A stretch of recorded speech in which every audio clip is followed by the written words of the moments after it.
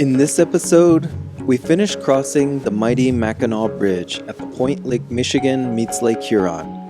Eat well in Mackinaw City, then swing back west to enjoy Michigan's beautiful coastline after an early morning stop at the fog-blanketed Carp Lake.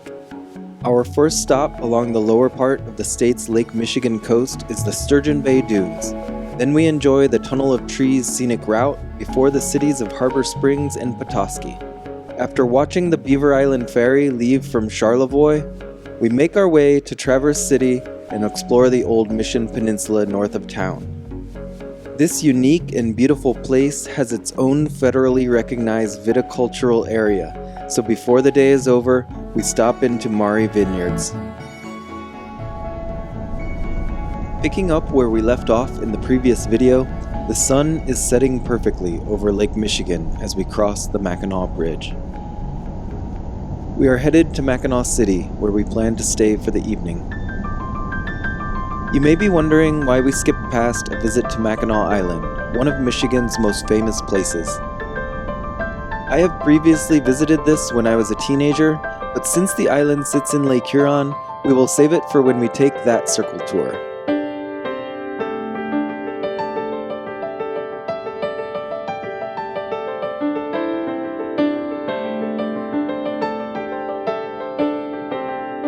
Before it gets completely dark for the evening, we get in a short visit to the old Mackinac Point lighthouse. This castle-like structure worked up until 1958, when it was no longer necessary. The bridge was finished the year before and kind of took the guesswork out of previously dangerous ship travel through the straits. Thankfully, the whole area is a park now and has fantastic views north to those straits and the bridge itself.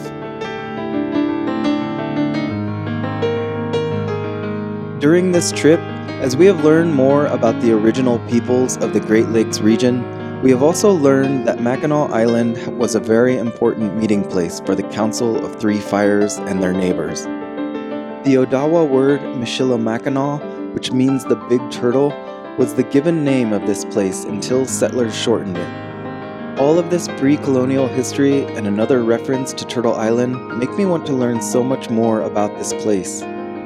Nowadays, it is a popular settler tourist destination, but Mishigami is literally the birthplace and the center of the world for some. We are not even done circling the great Mishigami, and I cannot wait for that next adventure someday.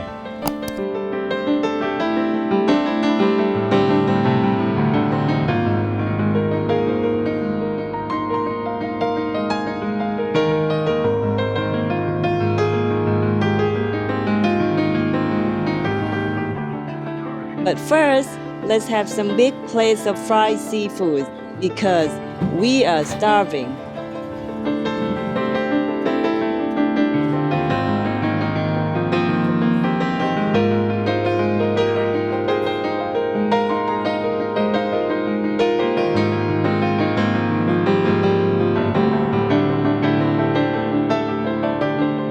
The next morning, we are off before sunrise so we can arrive at the Sturgeon Bay Dunes as early after light as possible.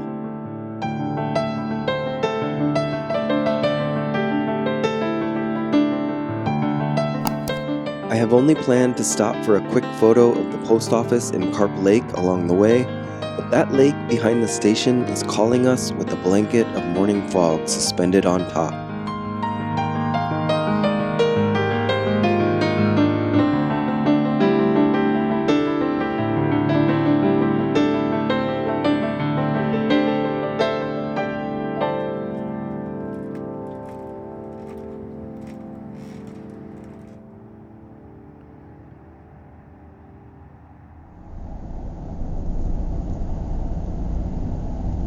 After this peaceful and magical place, it is a quick jaunt through the woods straight west to get back to the shores of Lake Michigan.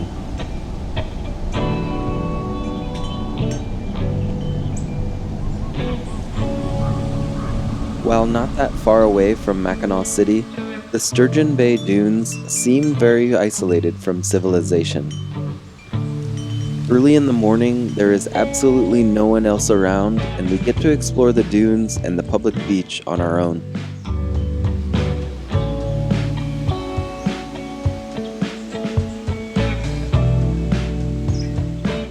These sandy hills are part of the Wilderness State Park, which has 42 kilometers of Lake Michigan coastline.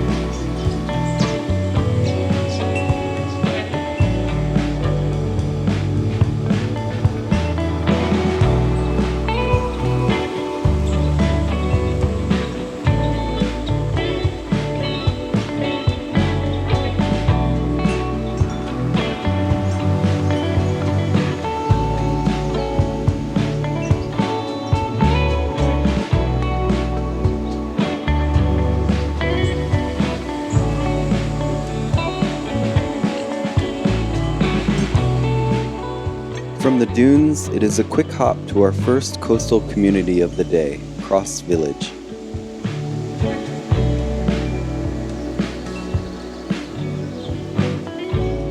The 2020 census says this place only has 79 people living here, but they do have a cute post office.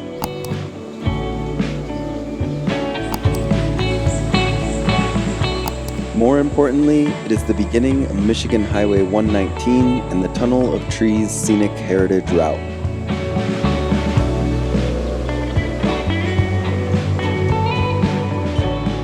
Nowadays, it is a scenic highway without a centerline for much of the way, but this trail has been in use for centuries by Odawa peoples.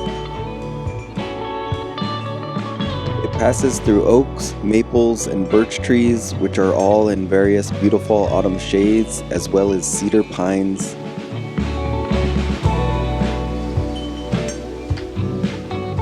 Lake Michigan is somehow always present during the drive, but you only occasionally grab views of its shimmering surface through all of this thick foliage. A lot of people live along Michigan Highway 119. And living up to their true American spirit, want to be completely alone. Tired of tourists, they have placed rocks along the side of the road so that people cannot stop to get out and enjoy the views.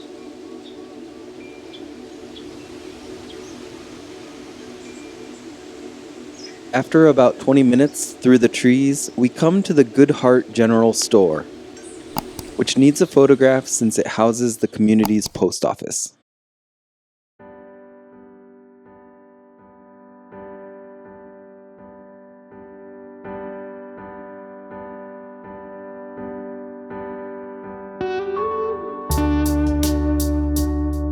A few minutes after that, we come across the Red Bench, which does have a pullout.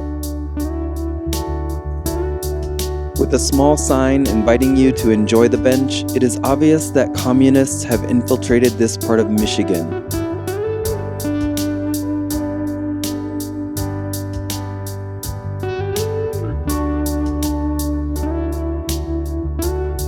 Is this kind of generosity even allowed on private land?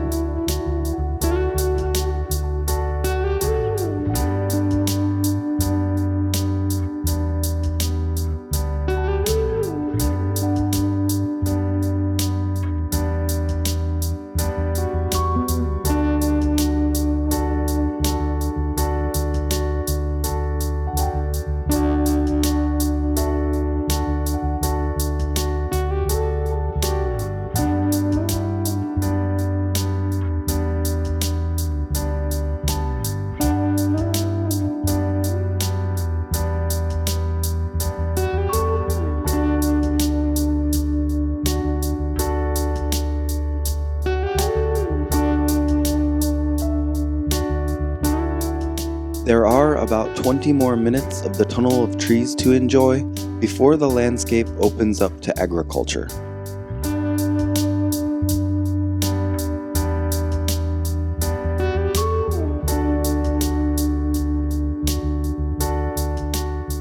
Just beyond these equally wonderful vistas, we reach Harbor Springs.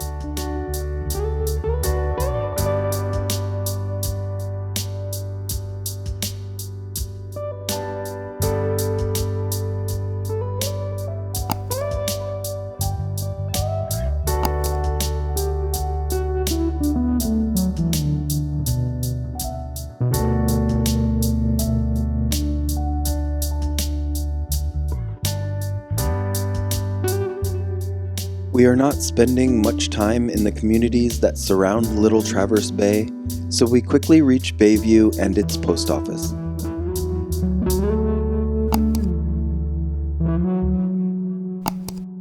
A small park across the street catches my eye, so I go for a small walk and more views of that bay.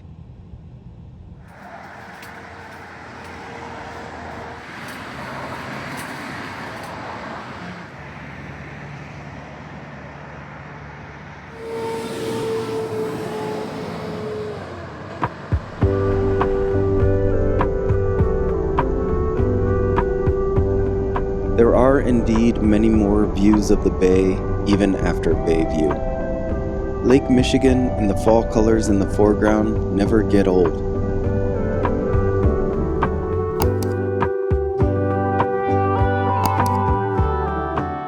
After stopping into the post office, we head back out to the water to see the Petoskey Bayfront light beacon and the city from above.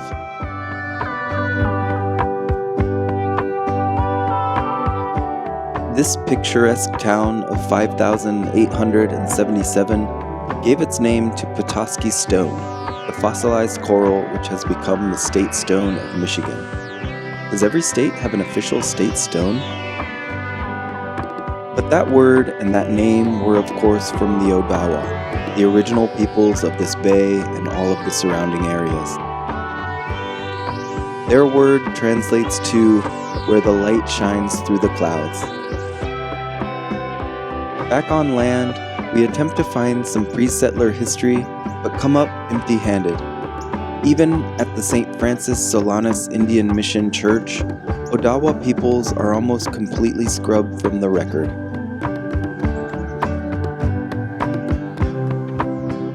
The brutal practices of Catholic missions common throughout the country are not even mentioned here. And it is though settlers and indigenous people got along well somehow. I will have to follow up with some further reading from Odawa authors.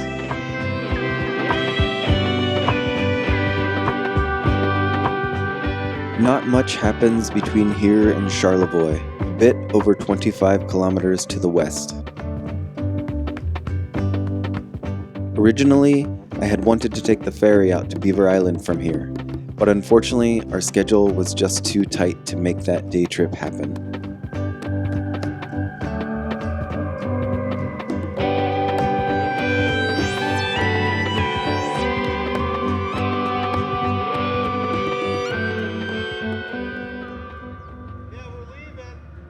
The ferry seems to be loading and preparing for departure as we arrive at Round Lake, a beautiful body of water that acts like a protected harbor for the city.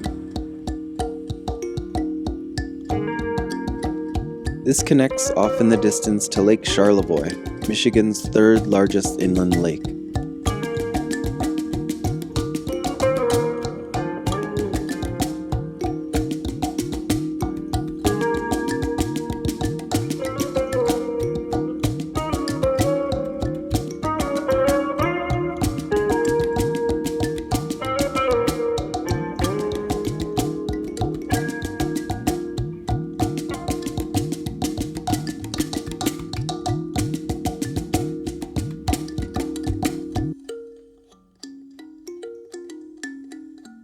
Our timing could not have been any better.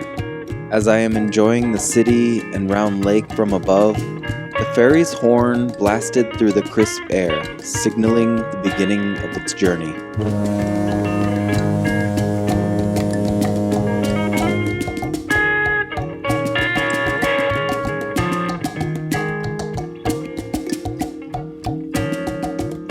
It was of course necessary to give it a proper send-off to Lake Michigan.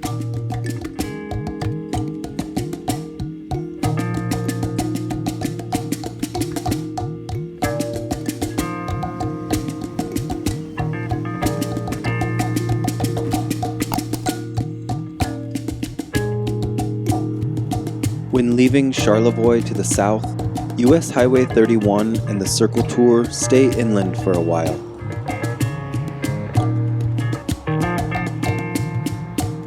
Thankfully, we are not quite sick of seeing the full range of autumn colors.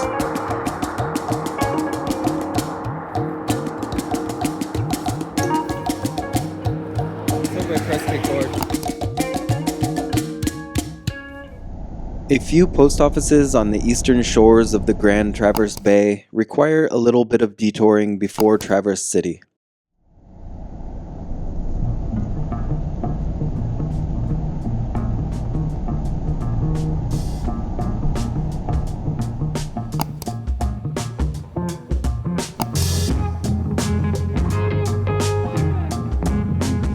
It is around here that we start to see a lot more orchards and vineyards.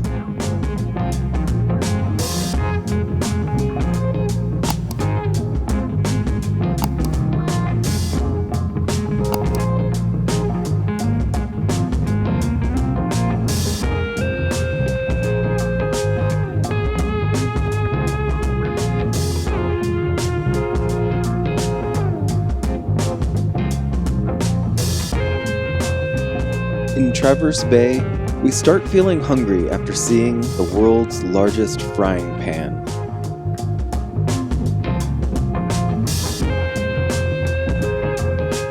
So we head downtown and stop into the North Peak Brewing Company.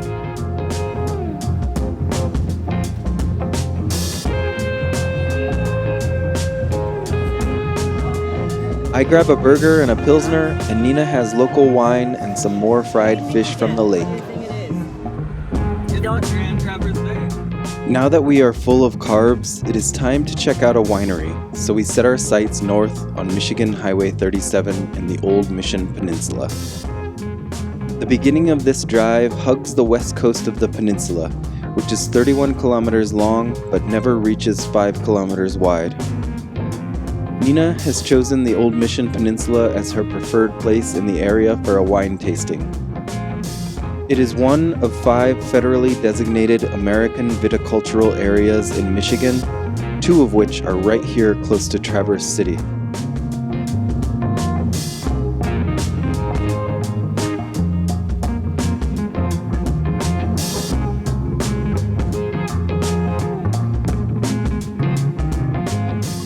Maury Vineyards has an absolutely gorgeous setting overlooking the east arm of the Grand Traverse Bay. As the afternoon sun is behind us to the west, there could probably be no nicer setting to give these Michigan wines a try. Michigan wine tasting? Yes. Nina's verdict on this flight of 4 cool climate whites is about 75% positive, with the off-dry Riesling really knocking it out of the park.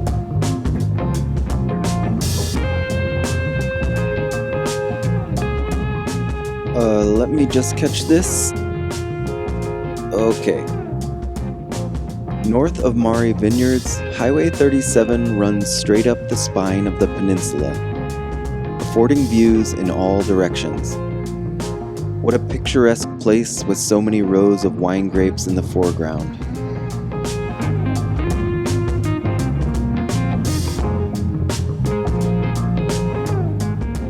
We are now on our way to the final stop of this video, at the very north tip of the Old Mission Peninsula. Before reaching it, we go down some dirt roads to reach the small community of Old Mission.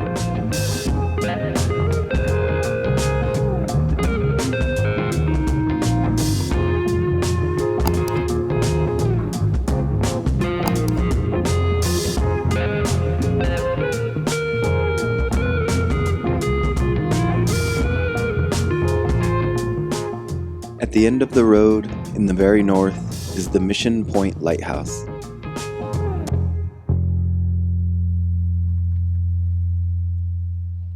This sits right on the 45th parallel, which we will cross twice today and twice again in the next video, bringing our grand total to 8 for the Lake Michigan Circle Tour. Just north of the lighthouse is an accessible beach that many visitors were using, tiptoeing out into the shallow waters and along the sandbar.